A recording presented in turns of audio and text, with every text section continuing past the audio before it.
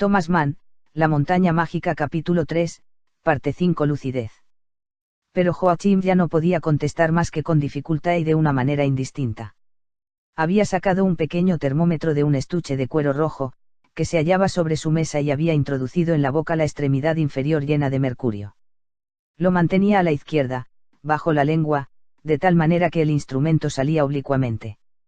Luego se cambió de traje y zapatos, se puso una blusa parecida a una litevka de uniforme, cogió de la mesa una fórmula impresa y un lápiz, una gramática rusa, estudiaba el ruso porque, según decía, esperaba que en el servicio le sería útil, y equipado de este modo salió al balcón, se tendió en la chaiselongue y cubrió sus pies con una manta de pelo de camello. Ese abrigo era casi innecesario. Desde hacía un cuarto de hora la capa de nubes había empezado a desvanecerse y el sol comenzó a lucir con un ardor tan estival y deslumbrante que Joachim protegió su cabeza con una especie de sombrilla de tela blanca, que podía ser fijada en el respaldo de la silla e inclinarla según la posición del sol. Hans Castorp alabó aquel práctico invento y quiso esperar el resultado de la toma de temperatura. Entretanto, comenzó a observarlo todo, el saco de pieles que había apoyado en un rincón del balcón, y del que Joachim se servía en los días de frío. Con los codos apoyados en la barandilla miró luego al jardín, donde el pabellón común se hallaba en aquel momento lleno de pacientes tendidos que leían, escribían o charlaban.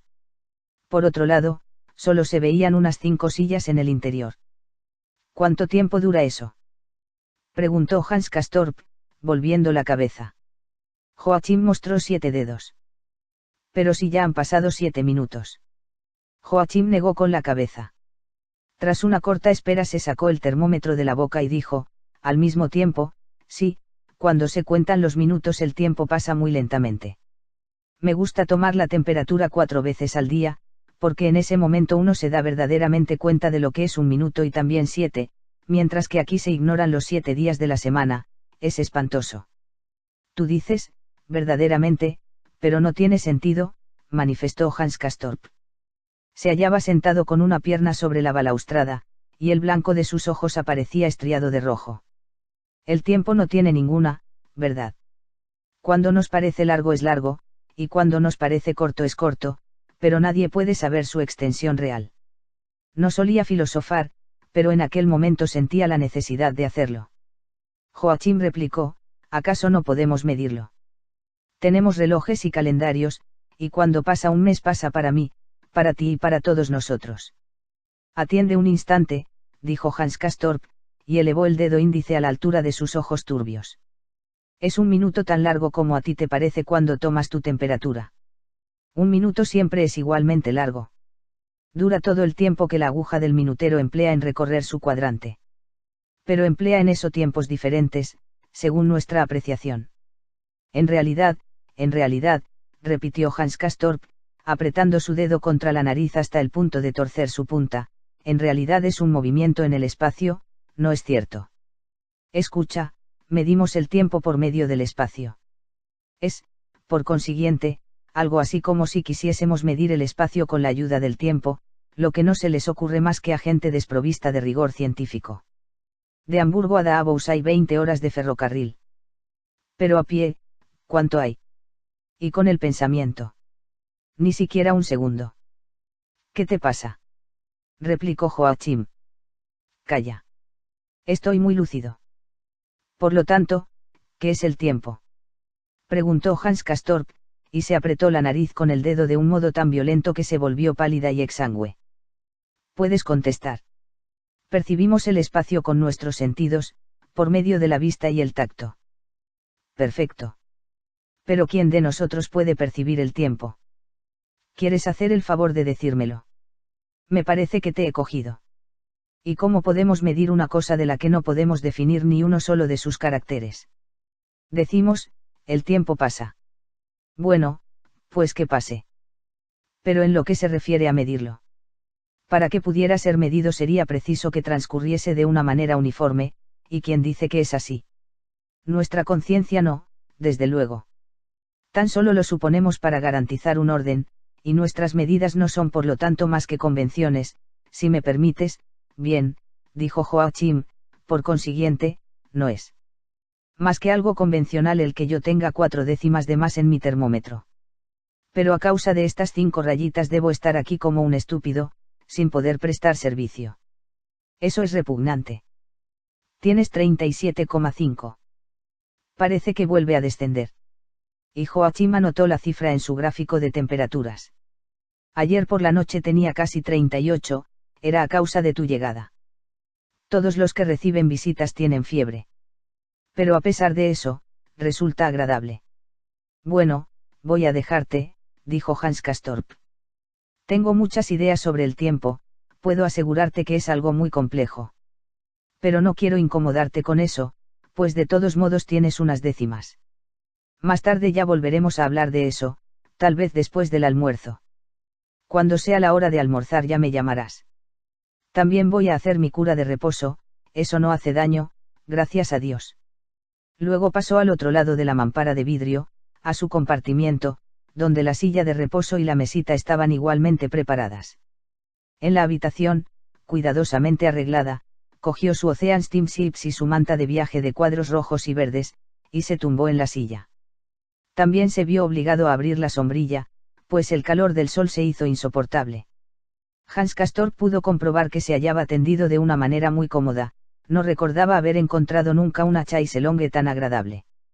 La estructura, algo pasada de moda, lo que no era más que un capricho, pues evidentemente la silla era nueva, era de una madera lustrosa y oscura, el colchón, cubierto con una funda de cutí, estaba compuesto en realidad de 3 almohadones que se extendían desde los pies a la cabecera.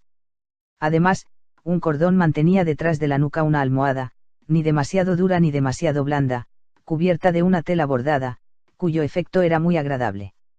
Hans Castorp apoyó un brazo en la ancha superficie de la silla, entornó los párpados y se entregó al reposo sin recurrir al Ocean Steamships para distraerse. A través de los arcos de la galería el paisaje, duro y pobre pero soleado, parecía un cuadro dentro de un marco. Hans Castorp lo contempló con aire pensativo. De pronto se acordó de algo y dijo en alta voz, rompiendo el silencio, pero si la que nos sirvió el desayuno era una enana. PSST. Susurró Joachim. Habla más bajo. Sí, era una enana, ¿y qué? Nada. Pero todavía no lo habíamos comentado. Luego se entregó a sus pensamientos. Habían dado las 10 cuando se tendió. Pasó una hora. Una hora normal, ni larga, ni corta. Al cabo de esta hora sonó un gong a través de la casa y el jardín, al principio lejos, luego más cerca, y finalmente, de nuevo lejos. El almuerzo, dijo Joachim, y oyó cómo se levantaba. Hans Castorp puso por esta vez fin a su cura de reposo y entró en la habitación para arreglarse. Los 2 primos se encontraron en el pasillo y bajaron juntos. Hans Castorp dijo, ha sido realmente confortable. ¿Qué sillas de descanso tan cómodas? Si puedo adquirir una me la llevaré a Hamburgo, es como estar en el cielo. ¿Crees que Behrens las hizo construir según sus indicaciones? Joachim no lo sabía. Entraron por segunda vez en el comedor donde comenzaban a servir la comida. Toda la sala se hallaba resplandeciente de leche, delante de cada cubierto había un vaso muy grande, al menos de medio litro. De ninguna manera, Dios me asista.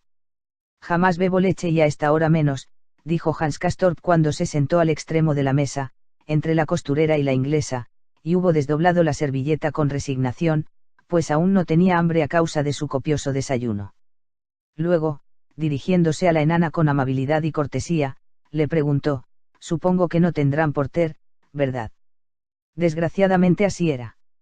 Pero ella prometió traer cerveza de Kulmach, y en efecto la trajo al poco rato. Era una cerveza negra, espesa, con una espuma morena, que reemplazaba perfectamente al porter. Hans Castorp bebió con avidez. Comió carne fiambre con pan tostado. Fue servida la harina de avena, y de nuevo mucha mantequilla y fruta. Él no hizo más que contemplar los platos, sintiéndose incapaz de comer nada. Miraba a los pacientes. Las mesas comenzaban a dividirse, y las individualidades se iban distinguiendo. La suya estaba completa, a excepción del sitio que se hallaba ante él y que, según se enteró, era el sitio del doctor, pues, en la medida que se lo permitían sus ocupaciones, los médicos compartían las comidas comunes y cambiaban cada vez de mesa, por eso se reservaba un lugar en el extremo de algunas de ellas. Ningún médico estaba hoy presente, se decía que se hallaban ocupados en una operación.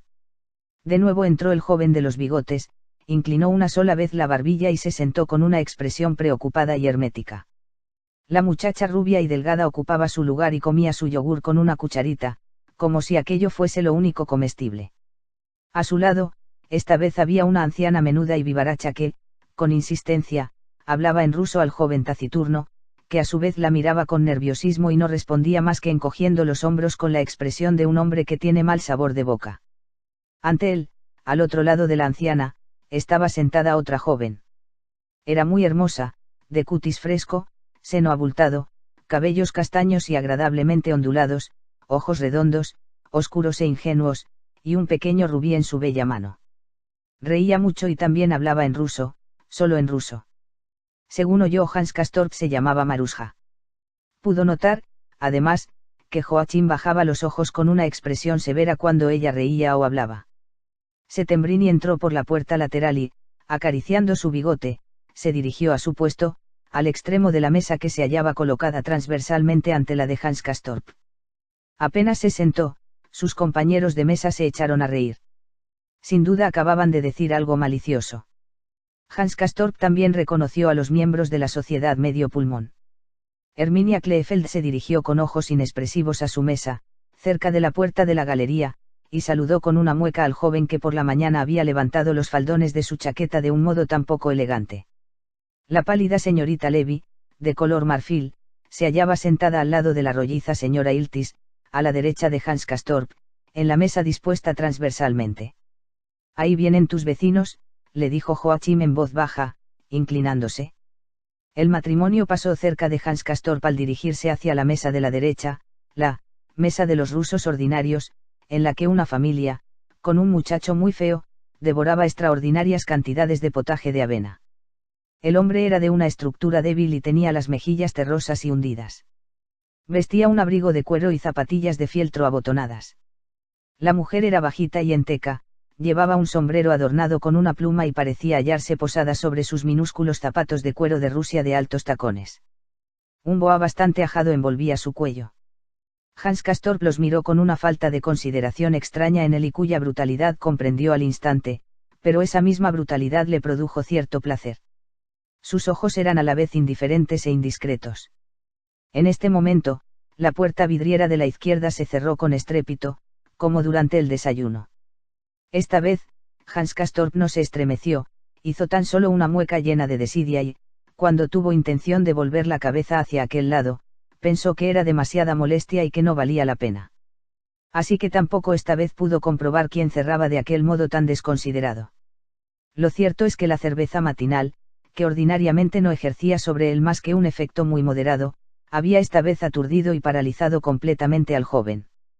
Sufría sus efectos como si hubiese recibido un golpe en la frente.